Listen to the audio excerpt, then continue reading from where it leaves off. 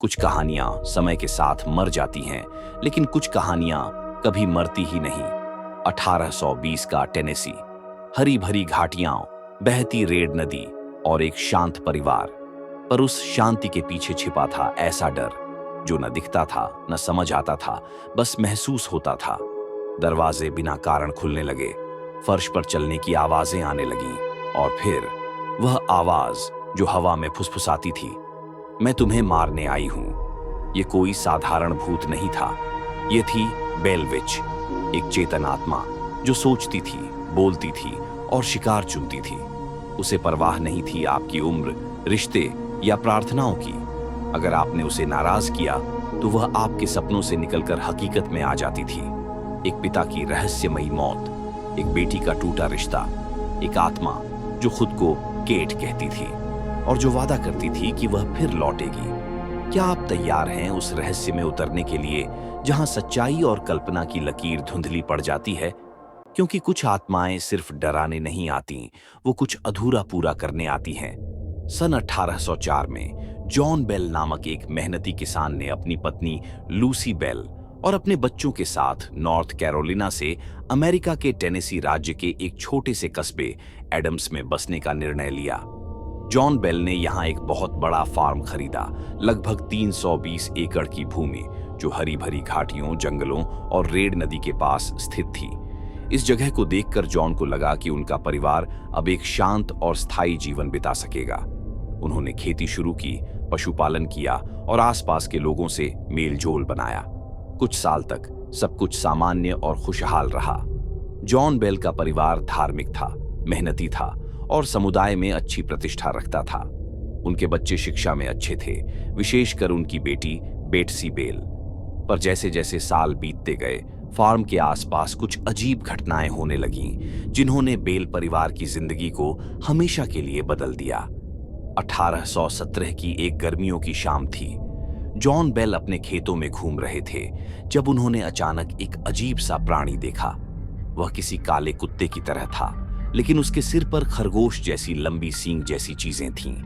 John ने तुरंत अपनी बंदूक उठाई और उस पर गोली चलाई, लेकिन हैरानी की बात यह थी कि प्राणी वहीं पर गायब हो गया, जैसे उसने हवा में खुद को खुला दिया हो। इसके कुछ ही दिनों बाद उनकी बेटी बेटसी ने दावा किया कि उसने एक सफेद औरत को देखा जो पेड़ के पास हवा में झूल रही थी।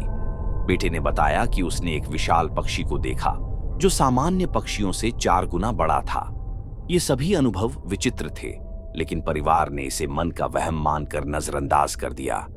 परंतु अजीब घटनाएं यहीं नहीं रुकीं, बल्कि अब वे उनके घर के अंदर तक पहुंचने लगी थीं। एक रात जब पूरा परिवार सो रहा था, तो घर की दीवारों और फर्श पर अचानक तेज खटखटाहट की आवाजें आने लगीं। जॉन ने सोचा कि शायद कोई जानवर छत पर चला गया है, पर छत खाली थी। फिर कभी दरवाजों के खुद ब खुद खुलने की आवाज, तो कभी फर्नीचर के घिसकने की आहट सुनाई देती। धीरे धीरे ये हर रात का सिलसिला बन गया। सबसे परेशान करने वाली बात यह थी कि आवाजें सिर्फ सुनाई नहीं देती थीं, उनका असर भी होता था। बेटसी को रात में नींद से उठाकर किसी अनदेखी शक्ति से थप्पड़ मारे जाते, उसके बाल खींचे जाते और उसके चेहरे पर निशान दिखाई देते। जब वह सुबह उठती तो उसके गाल लाल और सूजे होते। कभी कभी उसके तकिए खुद ब खुद उड़कर कमरे के कोने में गिर जाते। परिवार डर गया, पर उन्होंने इसे किसी को नहीं बताया। उन्हें लगा कि लोग उनका मजाक उड़ाएंगे या पागल समझेंगे। लेकिन यह भयानक आत्मा अब चुप बैठने वाली नहीं थी। कुछ ही समय बाद बेल परिवार ने अपने एक करीबी दोस्त जेम्स जॉनस्टन और उनकी पत्नी को आमंत्रित किया, ताकि वे भी इन घटनाओं का अनुभव कर सकें और राय दे सकें। जॉनस्टन दंपति ने 2 रातें बेल हाउस में बिताईं और वे दंग रह गए। उन्हें भी रात के समय दीवारों पर दस्तक, दरवाजे खुलने बंद होने और बिस्तर हिलने जैसी घटनाओं का सामना करना पड़ा। दूसरी रात जब जॉनस्टन सोने की कोशिश कर रहे थे, तो किसी अनदेखे हाथ ने उनका कंबल खींच लिया। उन्होंने बाइबल की एक आयत जोर से पढ़ी, जिससे थोड़ी देर के लिए शांति छा गई। जॉनस्टन ने अगली सुबह कहा, यह कोई सामान्य आत्मा नहीं, ये तो दुष्ट आत्मा है जो चेतन अवस्था में हमारे साथ खेल रही है। अब बेल परिवार को यकीन हो गया कि यह सिर्फ उनका वहम नहीं था, कोई चीज वाकई में उनके घर में थी। कुछ हफ्तों बाद वह अनदेखी शक्ति अब केवल दीवारों पर खटखटाहट या लोगों को थप्पड़ मारने तक सीमित नहीं रही। अब वह बोलने लगी थी। पहले तो सिर्फ अस्पष्ट बड़बड़ाहट, जैसे कोई बुजुर्ग स्त्री कान में कुछ बुदबुदा रही हो। फिर आवाजें साफ हो गईं। आत्मा ने बेल परिवार के हर सदस्य को नाम से पुकारना शुरू कर दिया। वह कभी कभी बाइबिल के श्लोक बोलती, कभी कभी प्रार्थना गाती और फिर अचानक गालियां देती और कुटिल हंसी हंसती। खास तौर पर जॉन बेल को वह निशाना बनाती, उसे शैतान और दुष्ट आदमी कहकर बुलाती। बैट्सी को बार बार धमकियां मिलती कि वह अपने प्रेमी जोशुआ गार्डनर से शादी न करे। अगर वह ऐसा करती तो उसे और ज्यादा तंग किया जाएगा। घर में कोई अतिथि आता तो आत्मा उसकी गोपनीय बातें उजागर कर देती। लोग चौंक जाते क्योंकि जो बातें उन्होंने किसी से नहीं बताई होती वह आत्मा जोर से बोल देती, जैसे वह हर मन की बात जानती हो। एक रात जब जॉन बेल ने आत्मा से पूछा, तुम कौन हो, तो जवाब आया, मैं केट हूं और मैं तुम्हें मारने आई हूं। बेल परिवार को तुरंत याद आया कि उनकी एक पड़ोसी महिला थी जिनका नाम था केट बॉट्स। उन्होंने कुछ साल पहले बेल परिवार से जमीन का सौदा किया था जिसमें विवाद हो गया था। तब केट ने गुस्से में कहा था, मैं तुम्हें और तुम्हारे खून को तबाह कर दूंगी। हालांकि केट बॉट्स जीवित थीं, पर अफवाहें फैलने लगीं कि यह आत्मा उन्हीं की आत्मा या शापित शक्ति है।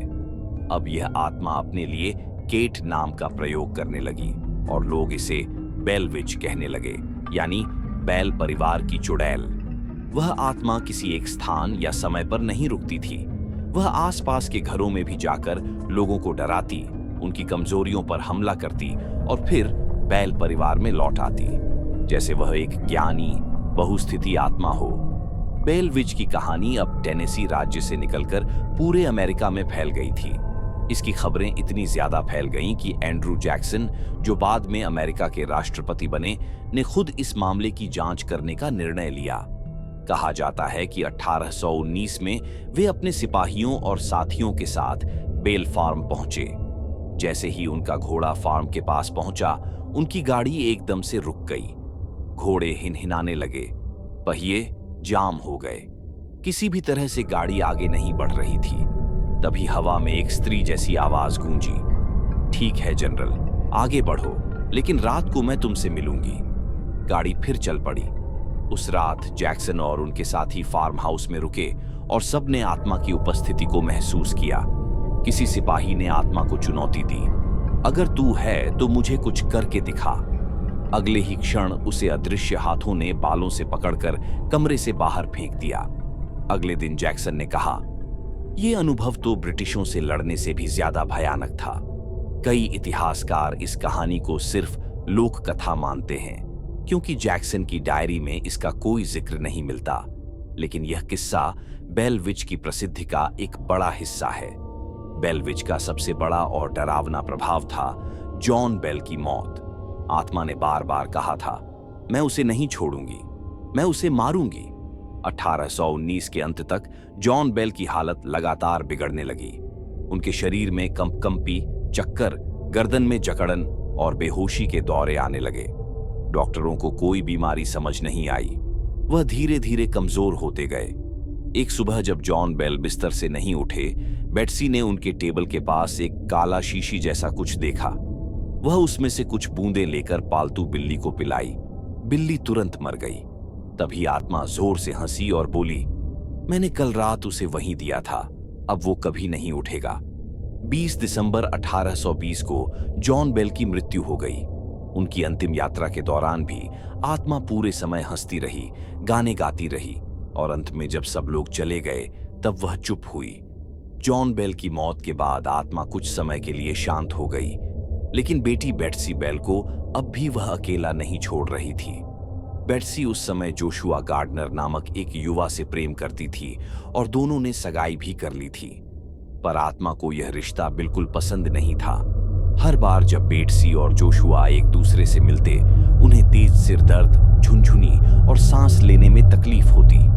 आत्मा जोर से हंसती और कहती, मैं इसे स्वीकार नहीं कर सकती। जब बेट्सी अकेली होती तो उसे कोई उसके कान में गाली देता, चीखता और धमकी देता। अंततः 1821 में बेट्सी ने सगाई तोड़ दी। इसके बाद आत्मा अचानक शांत हो गई और एक अजीब सी घोषणा की, अब मैं जा रही हूं, लेकिन 7 साल बाद फिर आऊंगी। और फिर 107 साल बाद मैं एक वंशज से मिलने वापस लौटूंगी। 1828 में आत्मा ने वादा निभाया। वह लौट आई, लेकिन इस बार वह उतनी आक्रामक नहीं थी। उसने सिर्फ जॉन बेल जूनियर से संपर्क किया। यह बेटा पहले से ही शांत, समझदार और बहुत धार्मिक व्यक्ति था। आत्मा ने उससे धर्म, जीवन, मृत्यु, राजनीति और यहां तक कि अमेरिका के भविष्य पर चर्चा की। उसने गृह युद्ध, सिविल वॉर, दासता के अंत और अमेरिका की आने वाली तकनीकी प्रगति की भविष्यवाणी की। जॉन जूनियर ने आत्मा की बातों को एक गुप्त नोटबुक में दर्ज किया, लेकिन वह नोटबुक कभी सार्वजनिक नहीं हुई। आत्मा कुछ हफ्तों तक संवाद करती रही और फिर गायब हो गई। इस बार वह न किसी को मारने आई थी, न डराने, सिर्फ ज्ञान और भविष्यवाणी करने आई थी। इससे कई लोगों को संदेह हुआ कि क्या यह वास्तव में वही आत्मा थी। बेलविच की सबसे रहस्यमयी घोषणाओं में से एक थी, मैं 107 साल बाद यानी 1935 में जॉन बेल के एक वंशज से मिलूंगी। इस भविष्यवाणी को वर्षों तक बेल परिवार और इतिहासकारों ने गंभीरता से लिया। चार्ल्स बेली बेल नामक एक डॉक्टर और जॉन बेल का वंशज उस समय जिंदा था और उसने 1934 में एक पुस्तक भी प्रकाशित की, दी बेल विच, एक रहस्यमय आत्मा। उन्होंने दावा किया कि आत्मा ने उनसे संपर्क किया है, लेकिन उन्होंने यह बहुत निजी और सीमित जानकारी के रूप में रखा। 1935 के आसपास कोई सार्वजनिक घटना सामने नहीं आई, जिससे कुछ लोगों ने कहा कि यह सिर्फ कथा का विस्तार था। हालांकि यह भविष्यवाणी आज भी बेलविच की कहानी को रहस्य से भर देती है। क्या वह वाकई लौटी? अगर हां, तो क्या उसने खुद को छिपा लिया?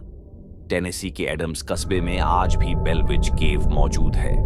यह एक गुफा है जो बेल परिवार के फार्म के पास स्थित थी और माना जाता है कि आत्मा यहीं से आती जाती थी। यह गुफा 19वीं सदी में खोजी गई थी और आज पर्यटकों के लिए खुली रहती है। कई लोगों का मानना है कि इस गुफा के अंदर आज भी अजीब आवाजें, ठंडी हवा के झोंके और ध्वनि विकृति होती है। कुछ पर्यटकों ने अनुभव किया कि उन्हें किसी अदृश्य शक्ति ने पीछे धक्का दिया। किसी ने कैमरे से तस्वीरें लीं जो बाद में धुंधली या धब्बेदार निकलीं। और इस तरह खत्म होती है एक ऐसी कहानी जो केवल शब्दों में नहीं, सदी दर सदी लोगों के मन, घर और विश्वास में बसी रही। बेलविच कोई साधारण आत्मा नहीं थी, वह एक रहस्य थी जो रात की खामोशी में सांसें लेती थी, दीवारों के पीछे खटखटाती थी और दिलों में संदेह बोती थी। टेनेसी की वो चुपचाप बहती रेड नदी आज भी बह रही है, पर उसके किनारे कहीं न कहीं शायद अब भी केट की हंसी हवा में गूंज रही हो, या गुफा के अंधेरे में कोई आवाज कह रही हो, मैं अब भी यही हूं। बेलविच की कहानी हमें यही सिखाती है कि कभी-कभी डर हमारे भीतर नहीं, बल्कि हमारे चारों ओर होता है, अदृश्य, अमूर्त और फिर भी पूरी तरह से वास्तविक। तो दोस्तों, अगर आपको ये कहानी रोमांचक लगी तो वीडियो को लाइक करें, अपने विचार कमेंट में जरूर बताएं और शेयर करें उन लोगों के साथ जो रहस्यों को जीते हैं। ऐसी ही सच्ची, रहस्यमयी और दिमाग को झकझोर देने वाली कहानियों के लिए जुड़े रहिए। फाइनल ट्विस्ट के साथ मिलते हैं अगली रहस्यमयी वीडियो में। तब तक के लिए सतर्क रहें, सजग रहें और सवाल करते रहें। फाइनल ट्विस्ट को सब्सक्राइब करना न भूलें।